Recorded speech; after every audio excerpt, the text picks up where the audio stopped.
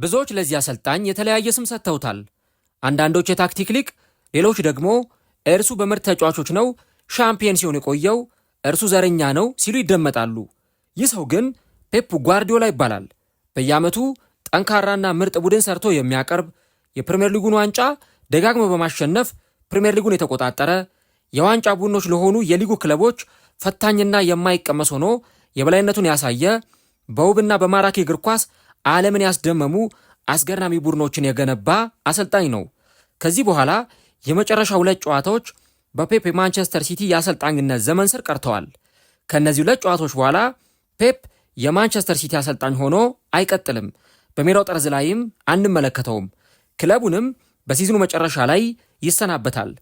ዓለም ከዚህ ዜና በኋላ የተለያዩ መልክ ያላቸውን አስተያየቶች ሲሰጥ እየተደመጠ ነው። ያም ሆኖ ግን የዓለማችን ቁጥር 1 አሰልጣኝ ፕሪምየር ሊጉን ይሰናበታል። ፔፕ ጓርዲዮላ ምን አይነት አሰልጣኝ ነው? እርሱን ስኬታማ ያስባሉት ነገሮች ምንድናቸው? በማንቸስተር ሲቲ ቤት ፔፕን ማን ይተካው ይሆን? ያለ ጓርዲዮላስ የሲቲ መልክ ምን ሊመስል ይችላል?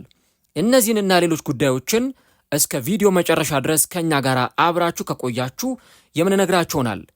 ሰላም ጤና ይስጥልን። የተወደዳችሁና የተከበራችሁ ውድ የቻናላችን ተከታታዮች እንዴት ናችሁልን? እግዚአብሔር ይመስገን እኔ በጣም ደህና ነኝ። የምትገኙት አራዳ ሜዳ ኦፊሻል የዩቲዩብ ገጻችን ላይ ነው። ለቻናላችን አዲስ ከሆናችሁ የዩቲዩብ ገጹን ሰብስክራይብ በማድረግና የደወል ምልክቷን በመጫን የቻናላችን ቤተሰቦች እንድትሆኑ የአክብሮት ግብዣችን ነው። እንዲሁም ደግሞ ዩቲዩብ ፕሮግራሙን ለበርካታ ተመልካቾች እንዲያደርሰውና ቪዲዮአችንን ቫይራል እንዲያወጣው የእናንተ በብዛት ላይክ ማድረግ እጅግ በጣም ይጠቅመናል። ስለዚህ ሁላችሁም ቪዲዮን ስትጀምሩ ላይክ እያደረጋችሁ እንድትጀምሩ በአክብሮት ጠይቃለሁ። የአራዳ ሜዳ ኮሜንታተር ተስፋ ወርቅ ሉል ሰገድ አብሬያችሁ ቆይታ አድርጋለሁ። ፈጣሪ ፈቅዶ ዛሬም ከእናንተ ጋር ተገናኘን። በዛሬው ዝግጅታችን ላይ የፔፕ ጓርዲዮላን ስንብትን በተመለከተ ሰፋና ዘርዘር ያለ ፕሮግራም ይዤላችሁ መጥቻለሁ ማለት ነው። የዛሬው ዝግጅታችን በሙሉ የሚያተኩረው የፔፕ ጓርዲዮላ ስንብትንና ፔፕ ጓርዲዮላን በተመለከተው ጉዳይ ላይ ይሆናል ማለት ነው። እንግዲህ ትላንትና የአርሰናልና የበርንሌ ጨዋታ ምሽቱን እየተደረገ በነበረበት ሰዓት ነው እንደዚህ ቴሌግራፍ የመሳሰሉ ትላልቅ ሚዲያዎች እንዲሁ ደግሞ ከዚህም በተጨማሪ ትላልቅ የሚዲያ ጋዜጠኞችም ሰበር ዜና በማለት ሲዘግቡት እንደነበረው ፔፕ ጓርዲዮላ ከማንቸስተር ሲቲ ጋር በሲዝኑ ማብቂያ ይለያያል የሚል መረጃን ሰበር ዜና ብሬኪንግ ኒውስ ብለው ሲገልጹ የነበረው ማለት ነው። እና ይህ ዜና በርካቶችን ሲያነጋግር ቆይቷል። በእርግጥ ከዚህ ቀደም አንድ ፕሮግራም ሰርቼ ነበር። በተለይ ፔፕ ጓርዲዮላ በዚህ ሲዝን ከማንቸስተር ሲቲ ጋር አብሮ ይቀጥላል ወይስ ደግሞ ሲዝኑ ሲያበቃ ከክለቡ ጋር ይለያያል ወይ የሚል አንድ ፕሮግራም ሰርተን ነበር እና እዛ ፕሮግራም ላይ በደንብ ሰፋ ያሉ ነጥቦችን አንስተናል። በተለይ ስለ ፔፕ ጓርዲዮላ ቀጣይ የማንቸስተር ሲቲ ቆይታው ማለት ነው እና ፔፕ ሊለቅ የሚችልበት እድል በጣም ሰፊ እንደነበረ የሰራነው ፕሮግራም ላይ አንዳንድ ነጥቦችንም ሳነሳ ነበረ። በተለይ ደግሞ አሰልጣኙ እንደምታውቁት በጣም በብዙ መንገዶች ስትመለከቱት ለዓመታት በአሰልጣኝነት የቆየ ከዛ በኋላ ግን ደግሞ በተለይ ከባለፈው ዓመት ጀምሮ ደግሞ ከማንቸስተር ሲቲ ጋር ይቆያል አይቆይም የሚለው ነገር በርካቶችን እያነጋገረ ነበረ። በተለይ እስካሁን ድረስ ውሉን አለማራዘሙ እና አዲስ ኮንትራት አለመፈራረሙ የፔፕን ቆይታ በተመለከተ ጥያቄ ምልክት ውስጥ እንዲገባ ያደረገው ጉዳይ ነበር። ከዛ ደግሞ እንደምታውቁት በባለፈው ዓመት ከባለቤቱ ጋራ የገባበት ግጭት ትዳሩን አደጋ ላይ የጣሉ በርካታ ነገሮች ተፈጥረው ነበርና ከነዛ ነገሮች መካከል አንዱ የፔፕ የአሰልጣኝነት ኬሪየርን ጉዳይ በተመለከተ ነው እና ፔፕን በቅርበት የሚያውቁት ሰዎች የፔፕን ትዳር ቀረብ ብለው የሚያውቁ ሰዎች የሚሰጧቸውን አንዳንድ አስተያየቶች ስትመለከቱ ፔፕ ምናልባት ክለብ ሳይበቃው አይቀርም የሚሉ አንዳንድ ነጥቦች ሲነሱ እንመለከት ነበረ እና ባለቤቱም ፔፕ በቃ ብሔራዊ ቡድን እንዲያሰለጥን ትፈልጋለች፣ በቃ ከክለብ እግር ኳስ ዞር እንዲል ትፈልጋለች የሚሉ ሐሳቦች በተለያዩ ጊዜያት ሲወጡ ነበረ። ያው ፔፕ እንደምታውቁት እድሜ ዘመኑን ለእግር ኳስ የሰጠ እና ደግሞ በእግር ኳስ ውስጥ የኖረ አሰልጣኝም ስለነበረ በዛም መንገድ ነው እየቀጠለ ያለው። አብዛኛውን ጊዜውን እግር ኳስ ላይ ስለሚያሳልፍ በተለይ ደግሞ የግል ህይወቱን የቤተሰብ ህይወቱንም በተወሰነ መንገድ ሊጎዳበት የሚችል ነገር ይኖራል። ራሱንም ደግሞ ፔፕ ጓርዲዮላንም የሚጎዱ ብዙ ነገሮች መኖራቸው አይቀርም።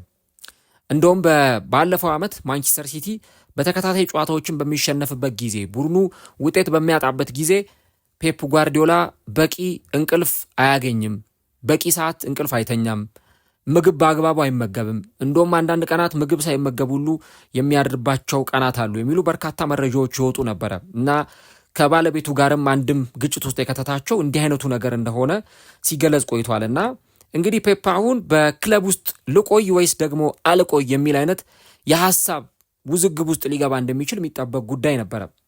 አሁን ግን በመጨረሻም ፔፕ ጓርዲዮላ ወስኖ ከ37ኛው ሳምንት የፕሪሚየር ሊጉ ጨዋታ በፊት ዛሬ ማንቸስተር ሲቲ ወደ ቫይታሊቲ ሄዶ ቦርንመዝን ከመግጠሙ በፊት እንግዲህ ማንቸስተር ሲቲ ከፔፕ ጓርዲዮላ ጋር እንደማይቀጥል ፔፕም ይህ ዓመት ካበቃ በኋላ ከማንቸስተር ሲቲ ጋር እንደሚለያይ ይፋ ተደርጓል ማለት ነው። እንግዲህ ፔፕን ስናስብ አእምሯችን ላይ በጣም ብዙ ነገር ይመጣል። አደገኛ አሰልጣኝነቱ፣ አርቆ ሐሳቢነቱ፣ ታክቲሻንነቱ፣ ላመነበት ነገር እስከ ጥግ ድረስ የመሄድ ዝንባሌው፣ ከዚህ በተጨማሪ ደግሞ ቡድኖችን ማኔጅ የሚያደርግበት መንገድ ፔፕ ጓርዲዮላን የበለጠ እንዲደነቅና ክሬዲት እንዲሰጠው ያደርጋል። አንዳንድ ሰዎች ፔፕ ጓርዲዮላን በተመለከተ የተለያዩ ሀሳቦችን ይሰጣሉ። ፔፕ በርካታ የእግር ኳስ ቤተሰቦችን ለሁለት የከፈለ አሰልጣኝ ነው። አንዳንዶች የፔፕን ውጤታማነት በተለይ ደግሞ ፔፕ ምርጥ አሰልጣኝ መሆኑን ይናገራሉ። በዓለማችን ላይ ካየናቸው አሰልጣኞች መካከል በዋንጫ ረገድ ብታዩት፣ በአጨዋወት ረገድ ብታዩት በጣም የተሳካለት አሰልጣኝ መሆኑን ይናገራሉ። ሌሎች ደግሞ ፔፕ ጓርዲዮላ ጥሩ ጥሩ ተጫዋቾችን በየሄደበት ስለሚያገኝ፣ ለምሳሌ ወደ ባርሴሎና ሲሄድ እነ ሊዮኔል ሜሲ፣ ዳቪድ ቪያ፣ ዣቪ፣ ኢኒየስታ፣ ቡስኬት፣ እነ ቫልዴዝ የመሳሰሉ በጣም ትላልቅ ተጫዋቾች በስብስብ ውስጥ ነበሩ። በባየር ሚዩኒክ እንደነ አሪያን ሮበን የመሳሰሉ በጣም ጠንካራ የነ ሙለርን አገልግሎት አሰልጣኙ ሲያገኝ ነበር። ወደ ሲቲ ቤት ከመጣም በኋላ ደግሞ ከዋክብቶች ያሉበት ስብስብ ነው። ስለዚህ ፔፕ ጓርዲዮላ ይሄንን ስብስብ ይዞ ዋንጫ ባያመጣ ነበር እንደውም የሚገርመው። ምናልባት ሌሎች ክለቦች ላይ 7ኛ 8ኛ ደረጃን ይዞ የሚጨርሱ ክለቦችን ይዞ ሻምፒዮን ሲያደርግ ካላየ ነው ፔፕ ምርጥ አሰልጣኝ ነው ለማለት እንቸገራለን የሚሉ ሀሳባቸውን ሲያነሱ ይደመጣሉ። በእኔ እይታ ግን ፔፕ ጓርዲዮላ አሁን በዘመናችን ቁጥር 1 የሚባል አሰልጣኝ ነው። በእኔ እይታ ቁጥር 1 ደረጃ ላይ የሚቀመጥ አሰልጣኝ ይመስለኛል። ምክንያቱም ምንም የሚጎልበት ነገር የለም። ታክቲክ ብትሉት የታክቲክ እውቀት አለው። ከዘመኑ ጋር ተራማጅ አሰልጣኝ ነው። እንግዲህ እሱ አሰልጣኝነት የጀመረበት ጊዜ ትላልቅ አሰልጣኞች የነበሩበት እነ ሰር አሌክስ ፈርጉሰን፣ እነ አርሰን ቬንገር፣ እነ ጆዜ ሞሪኒዮ፣ እነ ሉዊስ ቫን ሃል ትላልቅ አሰልጣኞች በነበሩበት ጊዜ ነው አሰልጣኝነትን ሀ ብሎ የጀመረው። ግን ከዘመኑ ጋር ተራማጅ አሰልጣኝ ነው። ዘመኑ እንደሚጠይቀው ነው ፔፕ ጓርዲዮላ ራሱን አፕዴት እያደረገ እየመጣ ያለው። ለዛም ነው በእግር ኳስ ሕይወቱ 41 ዋንጫዎችን ማሸነፍ የቻለው። እንግዲህ አሰልጣኝ ሰር አሌክስ ፈርጉሰን ወደ 49 የሚጠጉ ዋንጫዎችን አሳክተዋል። 49 ዋንጫዎችን አሸንፈዋል። በአሰልጣኝነት ሕይወታቸው በማንቸስተር ዩናይትድ ብቻ ወደ 26 ዓመት ገደማ ቆይተዋል። በሌሎች ክለቦች ደግሞ የቆዩትን ሲጨማምሩት ኦልሞስት ከ30 ዓመት በላይ በአሰልጣኝነት ቆይተዋል። ፔፕ ግን በአሰልጣኝነት የመጣበትን ጊዜ ስታዩት እንደው ከ20 ምናምን ዓመት የተሻገረ የአሰልጣኝነት ጉዞን አላደረገም። ግን እንደዛ ሆኖ 41 ዋንጫዎችን አሳክቷል። በባርሴሎና፣ በማንቸስተር ሲቲ እንዲሁ ደግሞ በባየር ሚዩኒክ ቤት ምንም የቀረው ዋንጫ የለም። ዋንጫ የተባለ ነገር በሙሉ ፔፕ ደጋግሞ አሸንፏል። ለምሳሌ ቻምፒየንስ ሊግን ደጋግሞ ያሸነፈ አሰልጣኝ ነው፣ ያውም ከአንዴም 2-3 ጊዜ። ከዚህ በተጨማሪ የዓለም የክለቦች ዋንጫ፣ ዩኤፋ ሱፐር ካፕ፣ ፕሪሚየር ሊግ፣ ላሊጋ፣ ኮፓ ዴል ሬይ፣ የስፔን የንጉሱ ዋንጫ፣ ቡንደስ ሊጋ፣ ምን ያላሳካው ነገር አለ? ፕሪሚየር ሊግን ደጋግሞ ያሸነፈ አሰልጣኝ ነው እና እንዲህ አይነት ስኬቶችን ለማምጣት ፔፕን መሆን ይጠይቃል። ፕሪሚየር ሊጉን ዶሚኔት ለማድረግ ፔፕን መሆን ይጠይቃል። ከጀርመን ከመጣ በኋላ ከባየር ሚዩኒክ ከመጣ በኋላ ፔፕ ጓርዲዮላ በ7 ዓመት 6 የፕሪሚየር ሊግ ዋንጫን ያሸነፈ አሰልጣኝ ነው። 4 ተከታታይ የፕሪሚየር ሊግ ዋንጫን ያሸነፈ አሰልጣኝ ነው። ማንም እንደዚህ ያደረገ አሰልጣኝ የለም። ምናልባት ሰር አሌክስ ፈርጉሰን 3 ተከታታይ ጊዜ የፕሪሚየር ሊጉን ዋንጫ አሸንፈው ይሆናል። ነገር ግን ፔፕ 4 ተከታታይ ጊዜ ማንንም ጣልቃ ሳያስገባ በመሃል የፕሪሚየር ሊጉን ዋንጫ ያሸነፈ አሰልጣኝ ነው እና ለዚህ ደግሞ በጣም ትልቅ ክሬዲት መስጠት ያስፈልጋል። ያውም ደግሞ በከባዱ ሊግ ፕሪሚየር ሊግ ላይ እኮ 1 ዓመት ሻምፒዮን የሆነ ቡድን ቀጣዩ ዓመት ላይ ለመድገም በጣም ይቸገራል። ያውም አሁን ባለው የፕሪሚየር ሊጉ የፉክክር ደረጃና መጠን ስትመለከቱት ምናልባት ይህን ነገር የምናየው ወይ ጀርመን ቡንደስሊጋ ላይ ባየር ሚዩኒክ ወይ ደግሞ ሊግ ዋን ላይ ፔዤ በቃ ተፎካካሪ ስለሌለ በየአመቱ የአንድ ፈረስ ግልቢያ ነው ዋንጫዎችን ሲያሸንፉ ልናይ እንችላለን። ፔፕ ግን በማንቸስተር ሲቲ ቤት ለ4 ተከታታይ ዓመት ፕሪሚየር ሊግን ያሸነፈ አሰልጣኝ መሆኑን ስንመለከት አሰልጣኙ ምን ያህል በጣም ትልቅ ቦታ የሚሰጠው አሰልጣኝ መሆኑን እንገነዘባለን። ማንቸስተር ሲቲ ጥሩ አይደለም በሚባልበት ሲዝን እንኳን የሆነ ዋንጫ አሸንፎ ሲዝኑ ሊቋጭ ይችላል። አሁን ታዲያ ከማንቸስተር ሲቲ ጋር የሚለያይበት ጊዜው፣ ቀኑ፣ ሰዓቱ ተቆርጦለታል፣ ደርሷል ማለት ነው። እንግዲህ ማንቸስተር ሲቲን ያለ ፔፕ ማሰብ እጅግ በጣም ከባድ ነው። ማንቸስተር ሲቲን የሊጉ ብቻም ሳይሆን የዓለም የአውሮፓ ማስፈሪ ቡድን አድርጎታል ፔፕ ጓርዲዮላ። ከዚህ በተጨማሪ ደግሞ በተለይም በፔፕ ጓርዲዮላ የአሰልጣኝነት ዘመን ስር በተለይ ማንቸስተር ሲቲን ከፔፕ ጓርዲዮላ በፊትና ከፔፕ ጓርዲዮላ በኋላ በተለያዩ መልኮች ከፍለን ብንመለከት በተለይ ከፔፕ ጓርዲዮላ በፊት የነበረው ወጣ ገባ እያለ ሊጉን የሚያሸንፍ ከፔፕ በፊት 2 ጊዜ ፕሪሚየር ሊጉን አሸንፈዋል። አንድ ጊዜ በሮቤርቶ ማንቺኒ፣ አንድ ጊዜ ደግሞ በኢንጂነሩ አሰልጣኝ በሮቤርቶ ማንቺኒ ስር 2 ዋንጫዎችን ማንቸስተር ሲቲ አሳክቷል። ማንቺኒና እንዲሁ ደግሞ ፔሌግሪኒ አንዳንድ ዋንጫዎችን ያሸነፉ አሰልጣኝ ናቸው። ቺሊያዊው አሰልጣኝ ማኑኤል ፔሌግሪኒ የፕሪሚየር ሊጉን ዋንጫ አሳክተዋል። ከሳቸው መውጣት በኋላ ግን ፔፕ ጓርዲዮላ በቃ ወጥ የሆነውን ማንቸስተር ሲቲን ነው በዚህ መንገድ እያስመለከተን የሚገኘው። እንግዲህ አሁን ይህ የ55 ዓመቱ ስፔናዊው ታክቲሽያን አሰልጣኝ በአሰልጣኝነት ወንበሩ ላይ በማንቸስተር ሲቲ አሰልጣኝነት ቦታ ያደረጋቸው ነገሮች በተለይ ደግሞ በጣም ትልቅ ቦታ የሚሰጣቸው ናቸው። በማንቸስተር ሲቲ ቤት አዲስ ባህል፣ አዲስ ሌጋሲ እንዲኖር አድርጓል። እንዲሁም ከሜዳ ውጭ በሚነሱ ውዝግቦች ደግሞ የክለቡን መብት በመከራከር ዋና ሰው ሆኖ ቆይቷል። እንግዲህ ማንቸስተር ሲቲ እንደምታውቁት የ115 ክሶቹ ጉዳይ ያለበት ሰው ነው።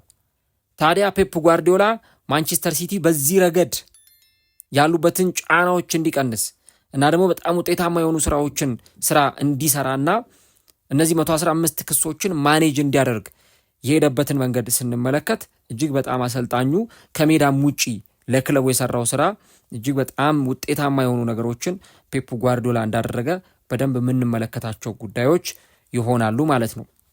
እና ፔፕ ለማንቸስተር ሲቲ የክፉ ቀን ደራሽ አሰልጣኝም ነው ሊባል ይችላል። ባለፉት 10 ዓመታት እንግዲህ ከ2016 እስከ 2026 በማንቸስተር ሲቲ በነበረው ቆይታ በእንግሊዝ እግር ኳስ ላይ ያሳደረው ተጽዕኖ እጅግ በጣም ከፍተኛ ከመሆኑ የተነሳ አሁን በርካቶች ከታላቁ አሰልጣኝ ከሰር አሌክስ ፈርጉሰን ጋር ፔፕ ጓርዲዮላንም ያነጻጽሩ ጀምረዋል። እሳቸው ከፔፕ ጓርዲዮላ በ16 ዓመት ተጨማሪ በፕሪሚየር ሊግ ላይ የቆዩ አሰልጣኝ ናቸው። ፔፕ 10 ዓመት ነው ፕሪሚየር ሊጉ ላይ የቆየው። እሳቸው 16 ዓመት ጨምረው 26 ዓመት ፕሪሚየር ሊጉ ላይ የቆዩ አሰልጣኝ ናቸው። እሳቸው 13 የፕሪሚየር ሊጉ ዋንጫ አሸንፈዋል። ፔፕ ጓርዲዮላ ደግሞ 7 የፕሪሚየር ሊጉ ዋንጫዎችን አሸንፈዋል። አሁን ይህንን ስንመለከት የፔፕ ጓርዲዮላ ውጤታማነት እንዲሁ በቃላት ለማብራራት በጣም የሚቸግር ነገር መሆኑንም እናያለን። እንግዲህ ምናልባት ደግሞ የፕሪሚየር ሊጉ ምርጥ አሰልጣኝ ማን ነው በታሪክ በተለይ ፕሪሚየር ሊጉ እንደ አዲስ በ1990 ፕሪሚየር ሊግ ተብሎ ከተዋቀረበት ጊዜ አንስቶ የትኛው አሰልጣኝ ነው በጣም ትልቅ የሚባለው አሰልጣኝ ብለን ካልን ከላይ የምናስቀምጣቸው ሰር አሌክስ ፈርጉሰንን ነው ያለምንም ጥርጥር።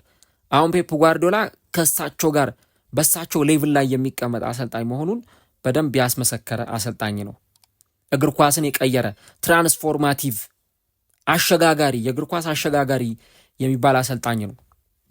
በባርሰሎና የአሰልጣኝነት ዘመኑ የቲኪታካ ፉትቦልን ተግባራዊ በማድረግ ባርሰሎናን የዓለም አስፈሪ ቡድን እንዲሆን አድርጎት ነበር። ባርሰሎና የዓለማችን እጅግ በጣም ኃያሉ እግር ኳስ ክለብ እንዲሆን አድርጎት ነበር። በአመት 5-6 ዋንጫ የሚያሸንፍ ቡድን አድርጎታል ባርሰሎናን።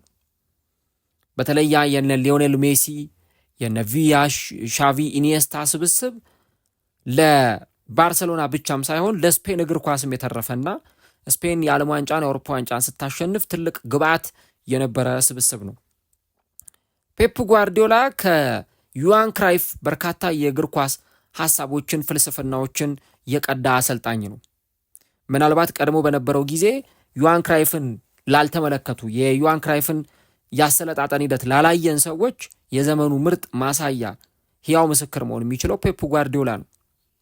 በቃ ውብ እግር ኳስ የሚጫወት 90 ደቂቃ ሳይሰንፍ ኳሶችን ፖሰስ የሚያደርግ የሚቀባበል፣ ጎሎችን በተሻለ ሁኔታ ማስቆጠር የሚችል፣ የተጋጣሚን ተከላካይ በአንድም በሌላም መንገድ ማስከፈት የሚችል እነዚህም ቡድኖች ፔፕ ጓርዲዮላ ገንብቶ አሳይቷል። እና አሁን በተለይ ደግሞ እንግዲህ በማንቸስተር ሲቲ ቤት ቡድኑን አስፈሪ ሲያደርገው ከየትኛውም ስኳድ ጋር ፔፕ ጓርዲዮላ ተራማጅ አሰልጣኝ ነው። ለምሳሌ ፔፕ ጓርዲዮላ እንደመጣ ቡድኑን ለ1 ዓመት ለቶፕ 4 እንዲፎካከር አድርጎታል። ከዛ በመቀጠል ግን በቀጥታ ወደ ዋንጫ ፉክክር ነው ያ አሰልጣኝ ያመራው። ትላልቅ ተጫዋቾችን ይዞ ዋንጫ አምጥቷል። ያለ አጥቂ ደግሞ ዋንጫ ማሸነፍ ችሏል። 100 ነጥብ ይዞ የፕሪሚየር ሊግ ዋንጫን ያሸነፈ ቡድንም አሰልጣኝም የለም። ፔፕ ጓርዲዮላ ብቻ ነው ያን ያደረገው። በ100 ነጥብ የፕሪሚየር ሊጉን ዋንጫ ማንሳት የቻለ አሰልጣኝ ነው። ለ4 ተከታታይ ዓመት የፕሪሚየር ሊጉን ዋንጫ ያሸነፈ አሰልጣኝ ነው። ከዚህ በተጨማሪ ደግሞ 3 ዋንጫ በማሳካት ትሬብል ዊነር፣ ፕሪሚየር ሊግ፣ ኤፍኤ ካፕ እና ቻምፒየንስ ሊግን ያሸነፈ አሰልጣኝ ነው። በዘመኑ እግር ኳስ ትሬብል ማሸነፍ ያውም ደግሞ እንግሊዝ ውስጥ እያሰለጠኑ ትሬብል ማሸነፍ ማይቻል ነው። ምናልባት በ1999 የሰር አሌክስ ፈርጉሰኑን ማንቸስተር ዩናይትድ እናስታውስ ይሆናል። እኛ አሰልጣኝ እንግዲህ በተለይ በጣም በሚያስገርም ሁኔታ 3 ዋንጫዎችን ያሸነፉበትን ጊዜ እናስታውሳለን። እሳቸው ይህን ነገር ሲያደርጉ በጣም ትልቅ የሆነ የቡድን ስብስብ ይዘው ከዛ ደግሞ ፕሪሚየር ሊጉ ላይም በደንብ ተፎካካሪ ሆነው ያን ነገር ነበር እንግዲህ በደንብ ሜዳ ላይ ማሳየት የቻሉት ማለት ነው። እና በእሳቸው ዘመን ስር የተመለከትነውን የዋንጫ ታሪክ ፔፕ ጓርዲዮላ ደግሞ እንደገና ያን ነገር በደንብ ሲያደርግ ተመልክተናል። ምናልባት ሊቨርፑል የትሬብል ዊነር ያሸነፈበት ወቅት ነበረ። በ2000-2001 የፕሪሚየር ሊግ ስብስብ የጄራርድ ሁዬው ስብስብ 3 ዋንጫዎችን አሸንፈው ነበር። ኤፍኤ ካፕ፣ ሊግ ካፕ እና የዩኤፋ ካፕ ዋንጫዎችን ያሸነፈ ቡድን እንደነበር ተመልክተናል። ፔፕ ጓርዲዮላ ግን 2 የሀገር ውስጥ ዋንጫዎችን እና 1 ደግሞ የአውሮፓ መድረክ ዋንጫን ያሸነፈ አሰልጣኝ ነው። የጓርዲዮላ ሲቲ ቡድኖች እነዚህን ሁሉ ነገሮች ያሳካ ሲሆን በዚህ ዓመት ደግሞ የካራቦ ካፕ ዋንጫን አሸንፏል። ኤፍኤ ካፕንም አሸንፏል። 2 ዋንጫ አሸንፏል። ዶሜስቲክ ደብል ያሳካ አሰልጣኝ ነው እና ይህንንም ደግሞ በማድረግ በተለይ የመጀመሪያው ታሪካዊ አሰልጣኝም ጭምር መሆን ችሏል ማለት ነው። የሀገር ውስጥ የጥሎ ማለፍ ዋንጫዎችን 2 ጊዜ በማሳካት የመጀመሪያው አሰልጣኝ ሆኗል። ምናልባት ደግሞ እንግዲህ አሁን የፕሪሚየር ሊጉን ዋንጫም እየተፎካከረ ይገኛል። ዛሬ ወሳኝ ጨዋታውን ከቦርንመዝ ጋር ያከናውናል። በዚህ ጨዋታ ላይ የሚፈጠረው ነገር የሊጉን ዋንጫ ምን ሊሆን ይችላል የሚለውን አቅጣጫ የሚሰጥ የሚሆንበት እድል ሊኖር ይችላል። ነገር ግን ከ2017 እስከ 2024 በነበሩት 7 የውድድር ዓመታት 6 ጊዜ ፕሪሚየር ሊጉን ያሸነፈ ከዛ ደግሞ ታላላቅ ስኬቶችንም ያስመዘገበ አሰልጣኝ ነው ማለት ነው። እንግዲህ ማንቸስተር ሲቲ እነዚህን ሁሉ ስኬቶች ሲያሳካ በአውሮፓ መድረክ በትላልቅ ውድድሮች ላይ ውጤታማ ሲሆን ከፊት የምናገኘው አሰልጣኝ ፔፕ ጓርዲዮላ ነው። ጓርዲዮላ በኢታሃድ ስታዲየም ያሳለፈው ጊዜ እጅግ በጣም አስደናቂ መሆኑን ሁላችንም የምንስማማበት ይመስለኛል። እና ማንኛውም ሰው አሁን እንግዲህ ወደ ፔፕ ጓርዲዮላ ማንቸስተር ሲቲ ምናልባት ይህንን ሰው ማን ሊተካው ይችላል የሚል ነጥብ ቢነሳ ፔፕን መተካት በጣም ከባድ ነው። አሁን ፔፕ ትቶት የሚወጣው ወንበር ምናልባትም ደግሞ ቀጣይ ለሚመጣው አሰልጣኝ ሊከብዶ የሚችልበት እድል በጣም ሰፊ ነው። ምክንያቱም ሰዎች ምንም ያህል ትልቅ አሰልጣኝ ቢመጣ የሚያነጻጽሩት ከፔፕ ጓርዲዮላ ጋር ነው። የሚያዩት በፔፕ ጓርዲዮላ መነጽር ነው። ፔፕ ጓርዲዮላ ማንም ሊያወርደው የማይችለውን ስኬት ሰቅሎ የሄደ አሰልጣኝ ነው። በሪከርድ ብታዩት፣ በብዙ ነገሮች ብታዩት ሪከርዱን ከፍ አድርጎ ማንም እንዳይወርደው አድርጎ ነው ያንን ሪከርድ ሰቅሎ የሄደው። አሁን ቀጣይ የሚመጣው አሰልጣኝ በ7 ዓመት 6 ጊዜ ፕሪሚየር ሊግን ያሸንፋል ወይ? የ3ዮሽ ዋንጫ ትሬብል ያሳካል ወይ? 4 ተከታታይ ዓመት የፕሪሚየር ሊግ ዋንጫን ያሸንፋል ወይ? ይሄ ነው በጣም ከባዱ ነገር። አሁን እንግዲህ ኤንዞ ማሬስካ የዚህ አሰልጣኝ ተተኪ የፔፕ ጓርዲዮላ ምትክ ሆኖ ወደ ኤታሃድ ይመጣል የሚሉ የተለያዩ ሪፖርቶችን እየሰማን እንገኛለን። በቃ ፔፕ ከኤንዞ ማሬስካ ጋር አብሮ ሰርቷል፣ ምንም ጥያቄ የለውም። በምክትል አሰልጣኝነት ኤንዞ ማሬስካ የማንቸስተር ሲቲ አሰልጣኝ ነበር። ወደ ቼልሲ ሄዶ ደግሞ የኮንፈረንስ ሊግ ዋንጫን አሸንፈዋል። ከኮንፈረንስ ሊግ ዋንጫ ደግሞ በተጨማሪ የቡድኑን ቼልሲን ወደ ቻምፒየንስ ሊግ የመለሰ አሰልጣኝ ነው። እንዲሁ ደግሞ የዓለም የክለቦች ዋንጫንም አሸንፏል። ስለዚህ አሁን ባለው ሁኔታ በእርግጠኝነት ይህንን ቡድን መረከቡ አይቀሬ ጉዳይ ይመስላል። ማንቸስተር ሲቲዎችም ይህን ነገር በደንብ እየተመለከቱት ይገኛሉ። እንግዲህ ማኑኤል ፔሌግሪኒ በሳቸው ምክር አማካኝነት የማንቸስተር ሲቲ ከ23 ዓመት በታች ቡድንን ሲያሰለጥን ነበረ። ይሄ ያው የሚታወቅ ነገር ነው የኤንዞ ማሬስካን ጉዳይ ስናነሳ።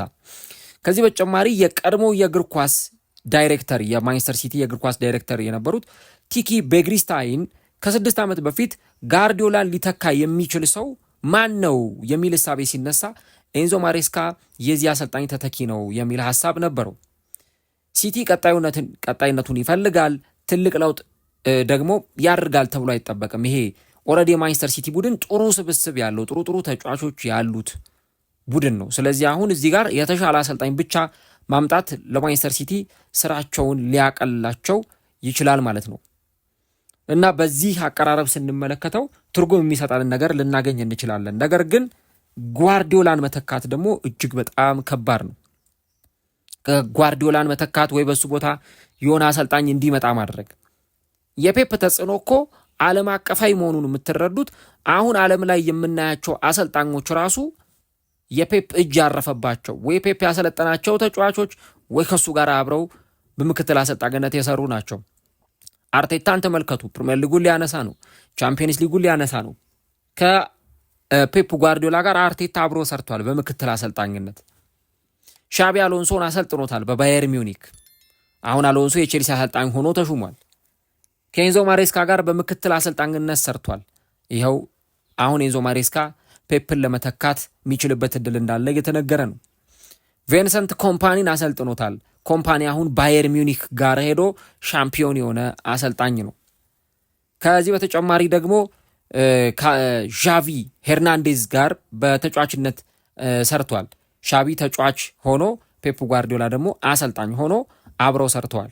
እርሱም ባርሴሎናን እስከ ማሰልጠን ደረጃ የደረሰ በአሰልጣኙ ምናልባት ለወደፊት ትልቅ ደረጃ ይደርሳሉ ተብለው ከሚጠበቁ ሰዎች መካከል አንዱ ነው።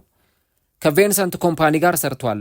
ቪንሰንት ኮምፓኒ የማንቸስተር ሲቲ አምበል ሆኖ እና ሁላችንም እንደተመለከትነው አሁን ደግሞ ኮምፓኒ ባየር ሚዩኒክን ይዞ ሻምፒዮን የሆነ ቻምፒየንስ ሊግ ሩብ ፍጻሜ፣ ግማሽ ፍጻሜ የደረሰ አሰልጣኝ መሆኑን እየተመለከትን እንገኛለን። አሁን ኮሞን እያሰለጠነ ከሚገኘው ከሴስክ ፋብሪሃስም ጋር ሰርቷል። ሴስክ ፋብሪሃስን አሰልጥኖታል በባርሰሎና እና ሴስክ ፋብሪሃስን ሲያሰለጥነው እንግዲህ ምርጥ ተጫዋች እንደነበር ፋብሪሃስ ይታወቃል። አሁን ደግሞ ኮሞን ይዞ እንግዲህ በጣሊያን ሴሪ የደረጃ ሰንጠረዥ ቶፕ 4 ገብቶ ለማጠናቀቅ የመጨረሻ ጨዋታ እየጠበቀ ያለ ቡድን መሆኑን እየተመለከትን ነው። ስለዚህ እነዚህን አይነት ሁኔታዎች ስትመለከቱ ዓለም ላይ አሁን የምናያቸውን አብዛኞቹ አሰልጣኞች ፔፕ ጓርዲዮላ ያሰለጠናቸው የቀድሞ ተጫዋቾች ወይ ደግሞ ከእርሱ ጋር አብረው በምክትል አሰልጣኝነት የሰሩ ሰዎች መሆናቸውንም እንመለከታለን። እና እንደ አውሮፓውያን አቆጣጠር እንግዲህ አሁን ከጥቂት ዓመታት በፊት በ2023 ማንቸስተር ሲቲ ላይ የተጣሉ 115 ክሶች ነበሩና ፔፕን ጉዳይ በተመለከተ አንድ አስተያየት ሰጥቶ ነበረ። ጥፋተኛ ከሆነ እና ምንቀጣ ከሆነ ወደ ታችኛው ዲቪዚዮን ወይም ደግሞ ወደ ሻምፒዮንሺፕ እንወርዳለን እና ከዛ በኋላ ፖል ዲቭኮን እና ማይክ ሰመርቢን እንጠራለን ብሎ ነበረ። ምናልባት አሁን ፔፕ ጓርዲዮላ ከዚህ ክለብም ደግሞ ሲለቅ ይሄ የማንቸስተር ሲቲ የ115 ክስ ጉዳይ ከዚህ በኋላ በምን አይነት መንገድ ማኔጅ ይደረጋል የሚለውም ራሱን የቻለ ጉዳይ ይሆናል እና ሁልጊዜ ማንቸስተር ሲቲን ስናስብ አእምሯችን ላይ የሚመጣው ፔፕ ጓርዲዮላ ነው። ማንቸስተር ሲቲ ማለት ከ2010 ከ2009 በፊት አንድ መደበኛ በቃ ይሄ መካከለኛ ቡድን ነበር። ልክ እንደነ ዌስትሃም ወይ እንደ ሌሎች ቡድኖች አይነት ሚድ ቴብል ላይ የምታገኙት አንዳንድ የጭራሽ ለዓለም ወረድ ሁሉ የሚጫወት ቡድን ነበረ። የዛኔ እነ አርሰን ቬንገር እነ ሰር አሌክስ ፈርጉሰን የበላይ በነበሩበት ሲዝን ማንቸስተር ሲቲ እንደዚህ አይነት ቡድን ነበረ። ከዛ በኋላ ግን እኚህ አረብ ኤሜሬት ወይም ደግሞ የዚህ አረቡ ባለሀብት ሼህ መንሱር ቢን ዛይድ አልናሂያን ማንቸስተር ሲቲን ከገዙ በኋላ አሁን ማንቸስተር ሲቲ የደረሰበትን ደረጃ ተመልከቱ። እና ፔፕ ጓርዲዮላ ደግሞ ባይሆን ኖሮ ሰውየው የማንቸስተር ሲቲ አካሄድ እንደዚህ ሆኖ እናየው ነበረው የሚለው እኔ በራሴ ጥያቄ የሚፈጥርብኝ ጉዳይ ነው። እና የአሰልጣኙን ደግሞ ስራ ስትመለከቱት ቶሎ ቶሎ አጀስትመንት የሚያደርግ ቶሎ ቶሎ ስራዎችን የሚሰራ እና ከስር ከስር ክፍተቶችን ለመሙላት የሚጥር አሰልጣኝ ነው። አሁን የማንቸስተር ዩናይትድን ውድቀት ብዙ ሰዎች ሲያስቡ ከሰር አሌክስ ፈርጉሰን መውጣት በኋላ ከ2013 በኋላ ያ ውድቀት የጀመረ ይመስላችኋል። ግን አይደለም። የማንቸስተር ዩናይትድ ውድቀት የጀመረው ራሳቸው ሰር አሌክስ ፈርጉሰን ዩናይትድ ውስጥ እያሉ ነው። እነ ጊክስ ጫማ መስቀል ባለባቸው ዕድሜ በዩናይትድ ሲጫወቱ፣ ስኮልስ ጫማ ከሰቀለ በኋላ መልሶ መጥቶ ለዩናይትድ ሲጫወት፣ እነዚህን ነገሮች ስናይ ትላልቅ ሌጀንዶች አለመተካታቸው ያነበረ ችግሩ። ፔፕ ጓርዲዮላ ግን የሆኑ ተጫዋቾች ሲለቁ ሚራክል በሆነ ሁኔታ ደግሞ ሌሎች ተጫዋቾችን መተካት የሚችል አሰልጣኝ ነው። ለምሳሌ እነ ሪያድ ማህሬዝን ተመልክተናል፣ እነ ስተርሊንግን ተመልክተናል። እነ ስተርሊንግ እነ ማህሬዝ ደግሞ ክለቡን ለቀው ሲወጡ ሌላ ደግሞ የበለጠ ጥሩ አቅም ያላቸውን ተጫዋቾች ቡድኑ ሲያመጣ እንመለከታለን። እነ ኬቨን ደብሮይነ ሲለቁ እነ ራያን ቸርኪን በዚህ ቡድን ውስጥ በተጫዋችነት ደግሞ እንመለከታለን። እና አሰልጣኙ በእንዲህ አይነት ሁኔታ በጣም ጠንካራ የሆነ ስራን በማንቸስተር ሲቲ ቤት መስራቱ ደግሞ የሚካድ አይደለም። እና አብዛኛው ሰው ፔፕ ጓርዲዮላ እንደዚህ ረጅም ዓመት 10 ዓመት ምናምን በሲቲ ቤት ይቆያል ብሎ ያሰበ አልነበረም። ነገር ግን ዓመታት እየገፉ በመሄዱ ቁጥር በክለብ ውስጥ ያሉ ዋና ዋና ሰዎች እሱን የመተካት ጊዜ ሲደርስ ምን ያህል ትልቅ ስራ እንደሚጠብቃቸው መረዳት የጀመሩት ከዛ በኋላ ነበረ። ማንቸስተር ሲቲዎች ዝግጁዎች ናቸው በማንኛውም ሰዓት።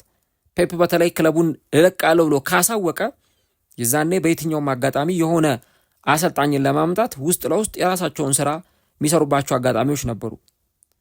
ለዓመታት የሲቲ ከሜዳ ውጭ ያለው መዋቅር ማንኛውም ሰው ቢለቅ ወይም ደግሞ በድንገተኛ ሁኔታ እንኳን ከክለቡ ጋር ቢለያይ ለመቋቋም የሚያስችል ጠንካራ ስብዕና ያለው ክለብ መሆኑን እንመለከታለን።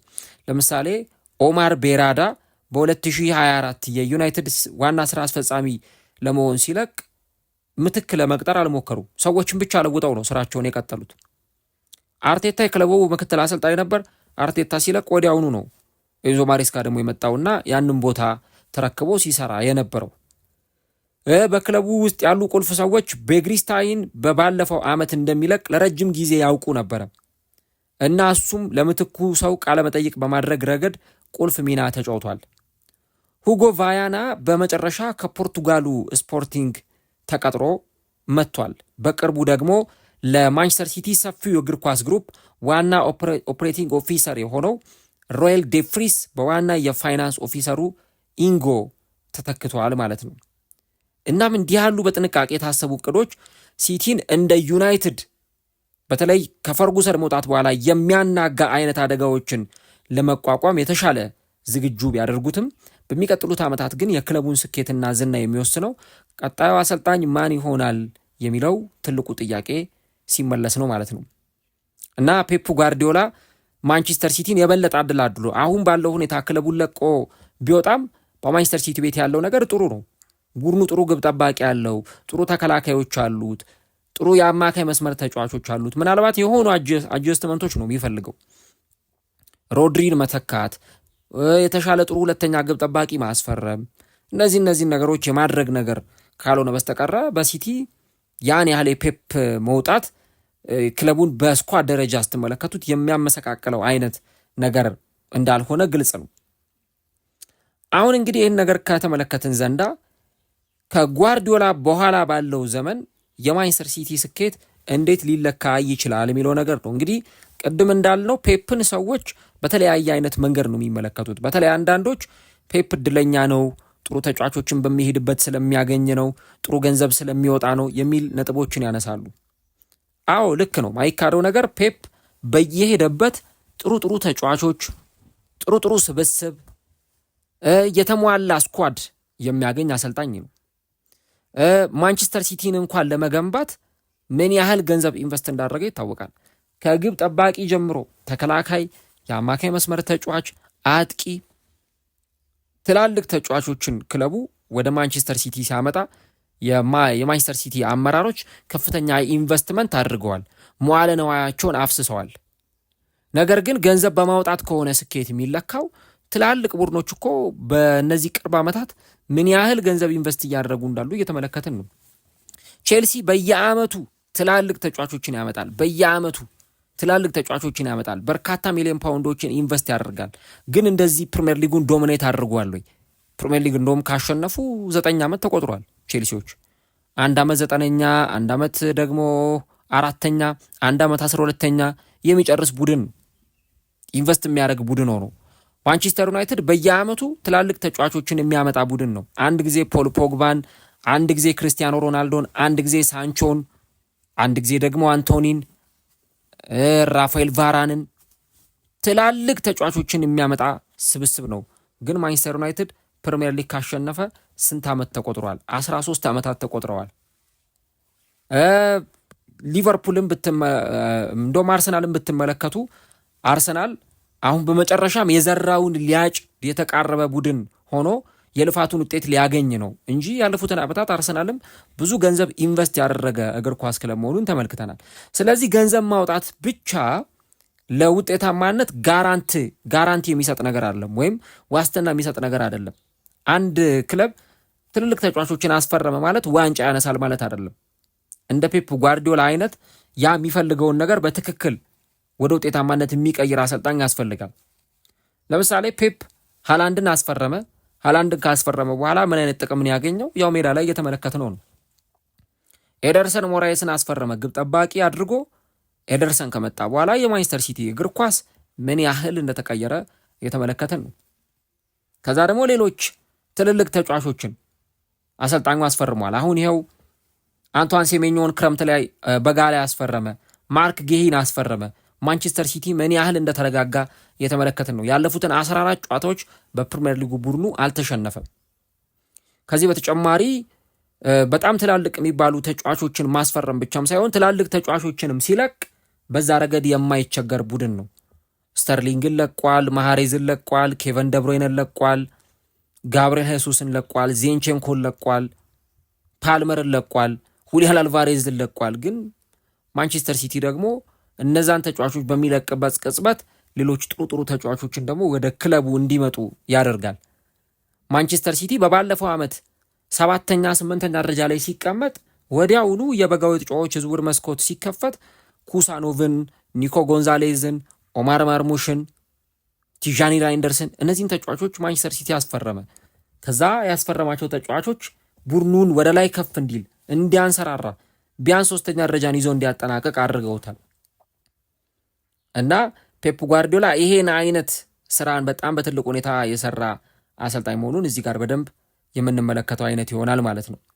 እና ፔፕ እንደው ጥሩ ሲዝን አላሳለፈም ተብሎ እንደው እንዳምናው ምንም ዋንጫ ሳያሸንፍ ሲዝኑን ካልጨረሰ በስተቀረ የሆነ አንድ ዋንጫ ወይ 2 ዋንጫ እንኳን ሲዝኑን አሸንፎ ሊያጠናቀቅ የሚችልባቸው ዕድሎች እንዳሉ እንመለከታለን።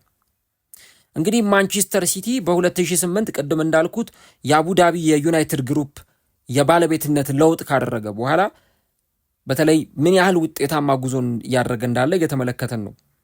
ሲቲ ከጓርዲዮላ በፊት ውጤታማ አልነበረም ማለት አንችልም። ቅድም እንዳልኩት 2 የፕሪሚየር ሊግ ዋንጫዎችን አሸንፏል፣ ሌሎች ውጤቶችን አስመዝግቧል። በጣም ጥሩ ውጤታማ ቡድን ተመልክተናል።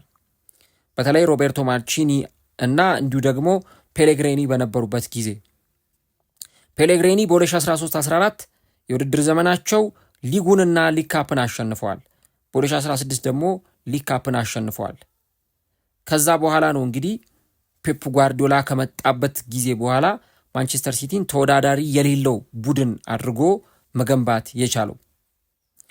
ማንቸስተር ዩናይትድ ፈርጉሰን ከክለቡ ከለቀቁ ወዲህ 5 ዋንጫዎችን አሸንፏል። 2 ኤፍኤ ካፕ፣ 2 የሊግ ካፕ እና 1 የዩሮፓ ሊግ ዋንጫን አሸንፏል። እነዚህ አብዛኞቹ ክለቦች የሚመኟቸው ስኬቶች ቢሆኑም ነገር ግን ደግሞ ማንቸስተር ዩናይትድ ከስኬቱ ርቋል በተባለባቸው ጊዜያት ደግሞ ያሸነፋቸው ዋንጫዎች መሆኑን አንዘነጋም። አርነ ስሎት የየርገን ክሎፕን ቦታ ከተኩ በኋላ በባለፈው ዓመት ፕሪሚየር ሊጉን አሸናፊ አድርገውታል ሊቨርፑልን። ነገር ግን በዚህ ዓመት ደግሞ እንደ ሻምፒዮን ቡድኑ ፐርፎርመንስ ያደርጋ አልተመለከትንም እና በ2015 በተለይ ደግሞ የአሰልጣኝ ለውጥ ከተደረገ በኋላ በሊቨርፑል ቤት እሳቸው ለረጅም ጊዜ ምን ያህል ቡድኑን በተሻለ ደረጃ እንደቀየሩትም ማየት ይቻላል ማለት ነው እና አሁን በፔፕ ጓርዲዮላ የአሰልጣኝነት ዘመን ስር ያየናቸው ስኬቶች ቀጣይ ባለው ሁኔታ ሊደገሙ ይችላሉ ወይ የሚለው እጅግ በጣም አነጋጋሪ ጉዳይ ይሆናል። እንግዲህ አሁን ቅድም እንዳልኩት ከፔፕ ጓርዲዮላ ጋር አብረው የሰሩ ወይ ከሱ ጋር አብረው በተጫዋችነት ዘመናቸው ያሳለፉ ሰዎች አሁን ምን ያህል ውጤታማ ጊዜን እያሳለፉ እንዳሉ መረዳት ብዙም አይከብድም።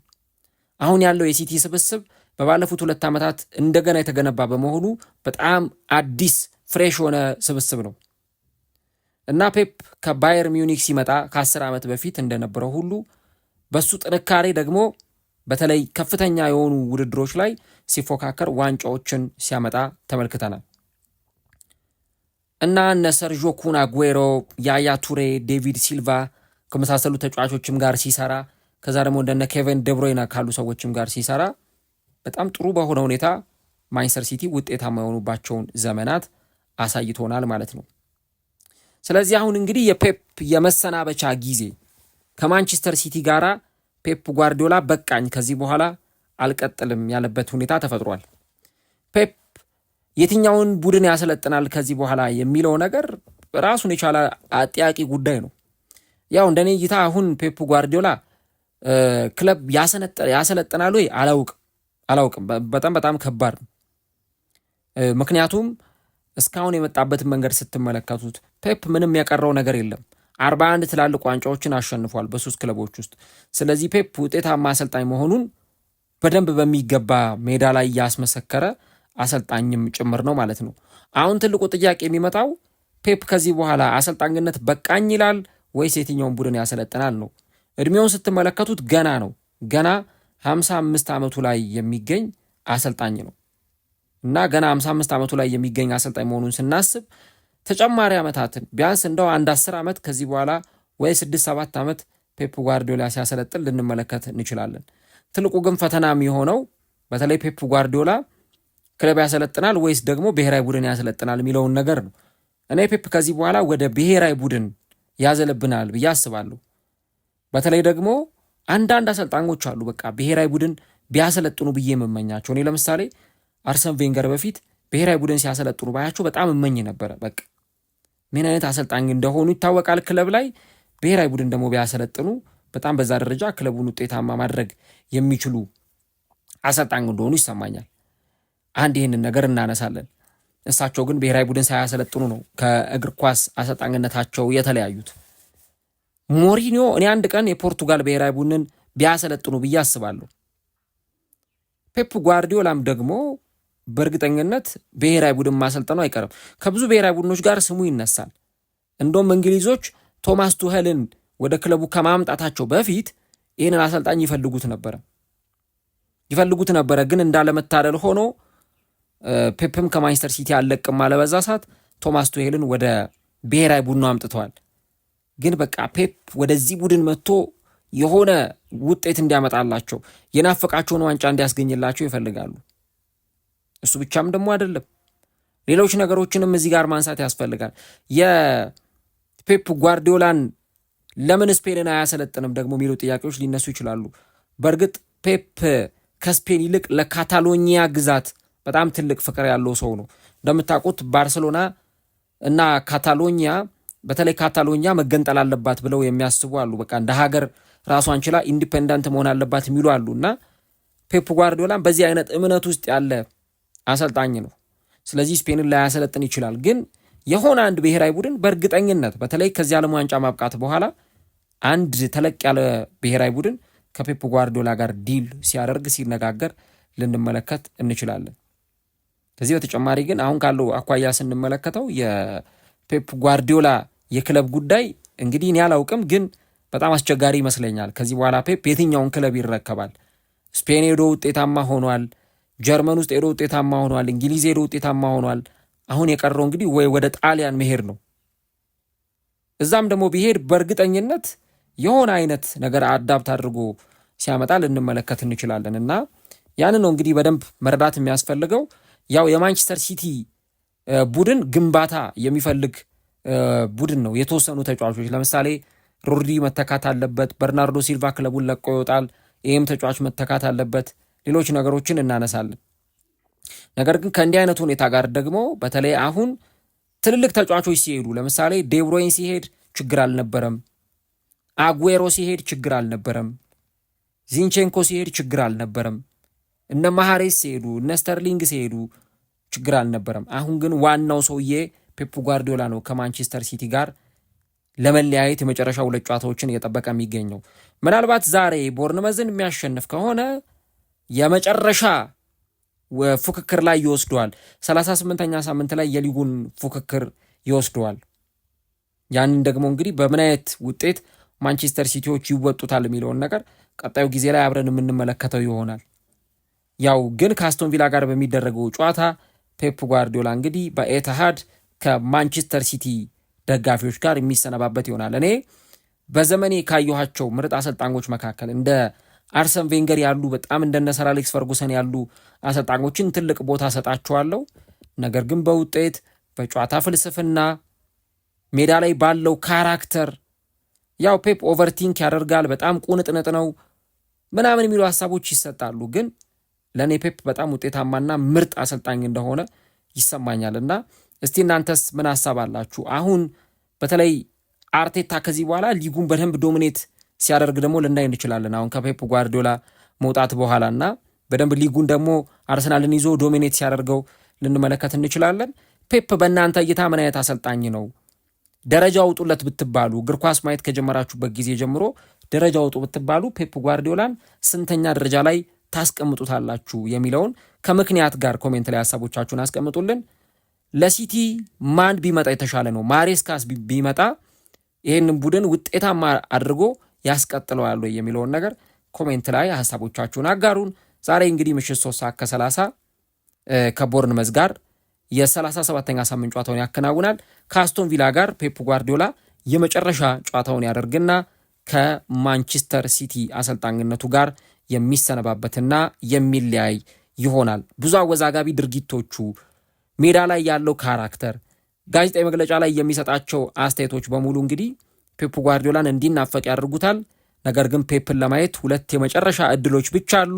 ከሁለቱ ጨዋታዎች በኋላ ፔፕ ጓርዲዮላ ከማንቸስተር ሲቲ፣ ፔፕ ጓርዲዮላ ከነገሰበት ፕሪሚየር ሊግ ጋር የሚለያይ ይሆናል ማለት ነው።